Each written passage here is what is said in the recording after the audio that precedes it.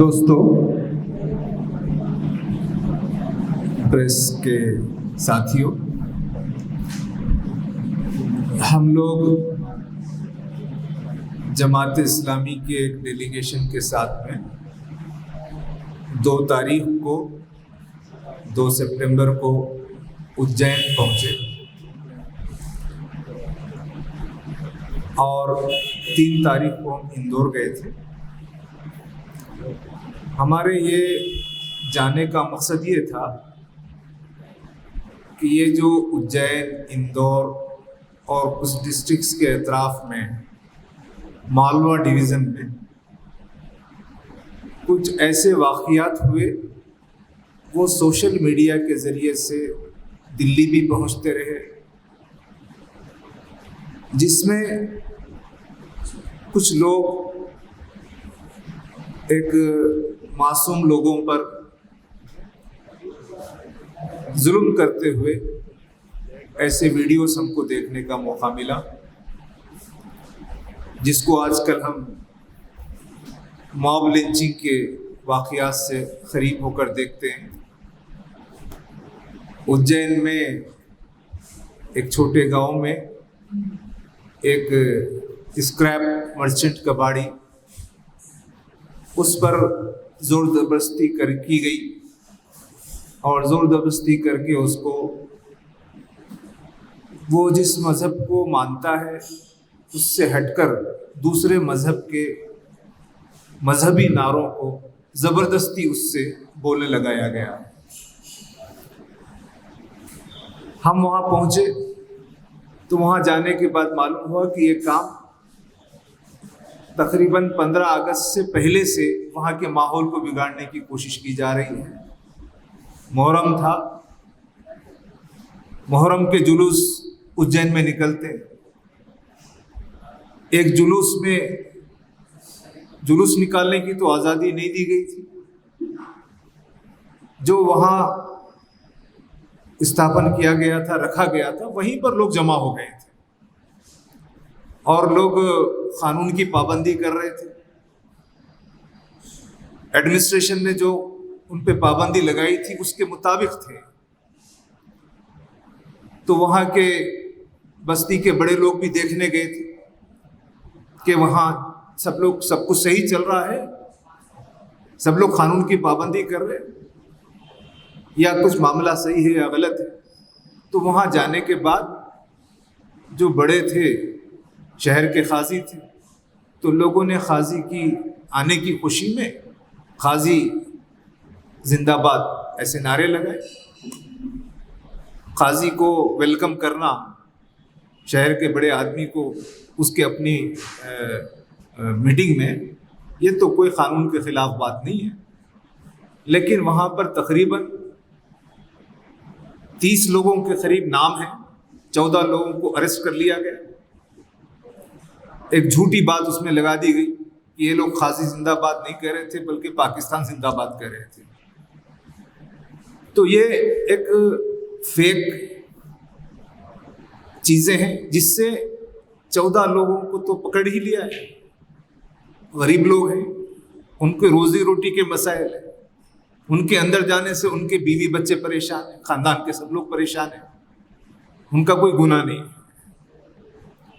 तो क्या अब ऐसा लगा देना, उन पर NSA लगा देना और उन पर राजद्रोही, मुल्क दुश्मनी के, सेडिशन के केसेस लगा देना कि वो जो है, ये सब बहुत एक गलत बात है। इसको लेकर हम वहाँ आवाम से भी मिले हैं, विक्टिम से भी मुलाकात की है और वहाँ के प्रशासन के जो एडमिनिस्ट्रेशन के लोग हैं उन लोगों से भी मुलाकात की है। वहाँ के जो समझदार, जो हमारे गैर मुस्लिम भाई हैं, उनसे भी हमने मुलाकात की है। हमने सबसे यही कहा है कि ये हमारे मुल्क की तस्वीर को बिगाड़ने की कोशिश है और मासूम लोगों को, बेगुनाह लोगों को ज़बरदस्ती उन पर केसेस बुक किए जा रहे हैं। इससे कम्युनल माहौल बढ़ेगा। एक तरफ वो कबाड़ी या स्क्रैप मर्चेंट उस पर ज़बरदस्ती, और यहाँ मासूम लोगों की गिरफ्तारी।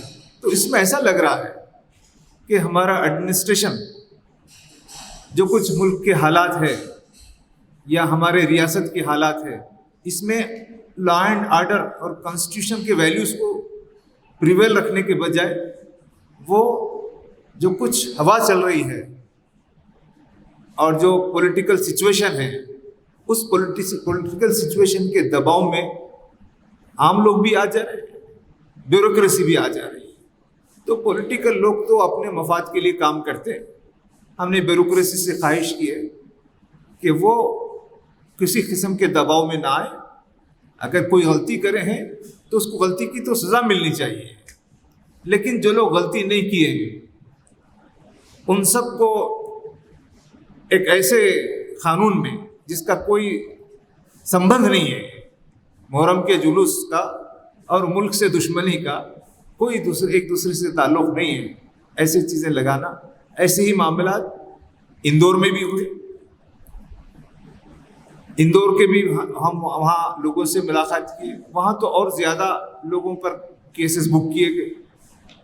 बाज़ लोगों को वहाँ भी NSA का, बल्कि ज़िले बदर का तड़ी पार की तरह इस किस्म के वहाँ पर लोगों को साथ सलूक किया जा रहा है।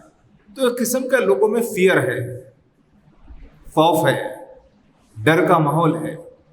और एक किस्म का ये है कि मौजूदा जो गवर्नमेंट है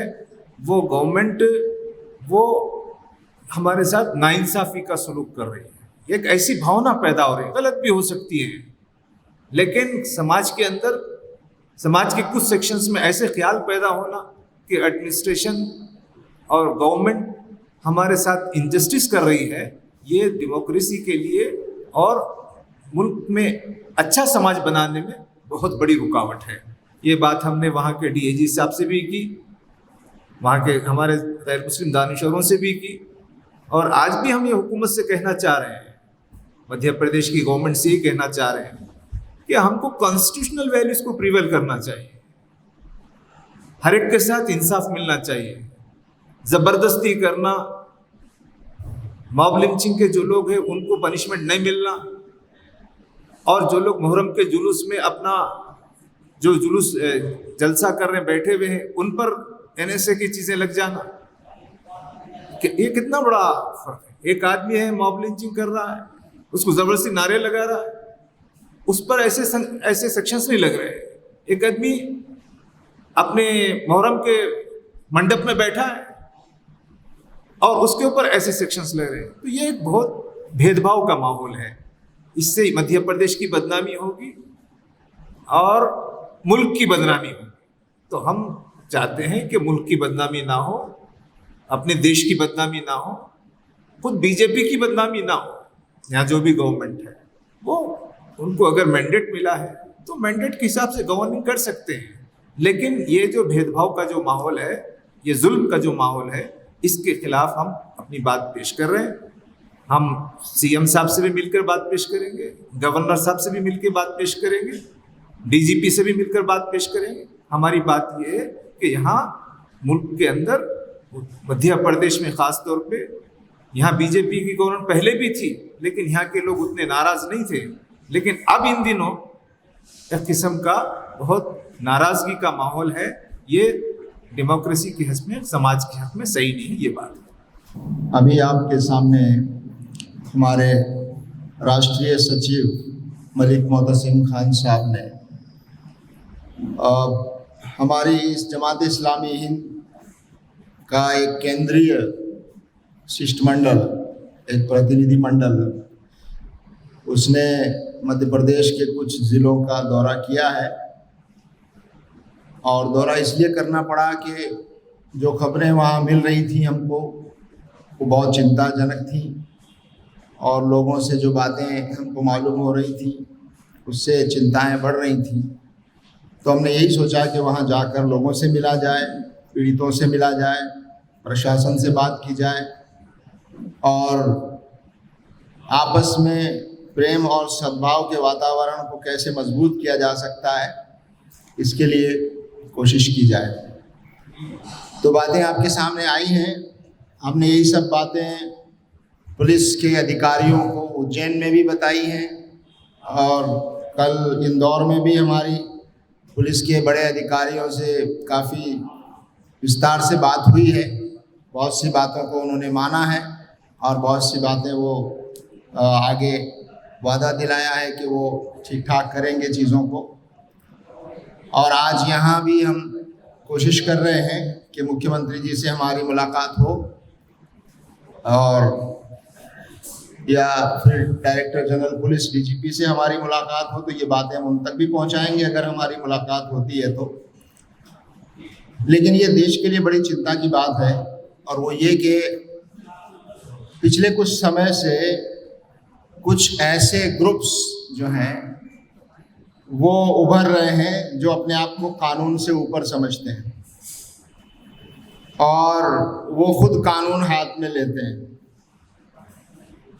और ऐसा भी लगता है कि उनको राजनीतिक संरक्षण प्राप्त है और उनको ये लगता है कि हम कुछ भी करेंगे हमारे खिलाफ कोई कार्रवाई नहीं होगी। ये जो संदेश जा रहा है ये बहुत गलत है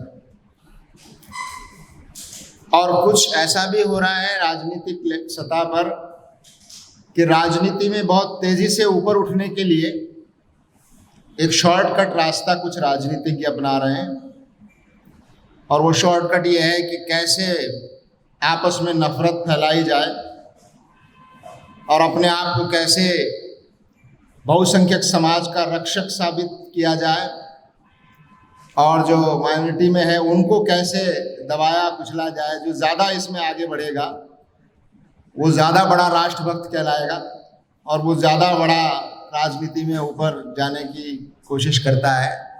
तो ये जो सोच बन रही है ये देश के लिए बहुत खतरनाक है। ये बातें हमने प्रशासन को भी बताई हैं और मुख्यमंत्री जी से अगर हमारी मुलाकात होगी तो ये बातें हम उनको भी बताएंगे कि राजनीतिक स्वार्थों के लिए देश का नुकसान न किया जाए, समाज का बंटवारा न किया जाए।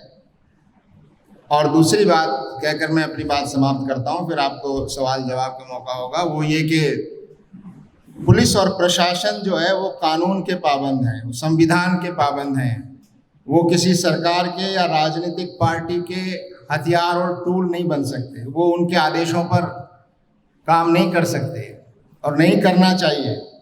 और अगर राजनीतिक दबाव आता है तो उस दबाव को रेसिस्ट करना चाहिए। तो ये बातें हमने पुलिस प्रशासन को भी कही है कि आप कानून के मुताबिक काम कीजिए, राजनीति और सरकार के दबाव में आप कोई काम न करें।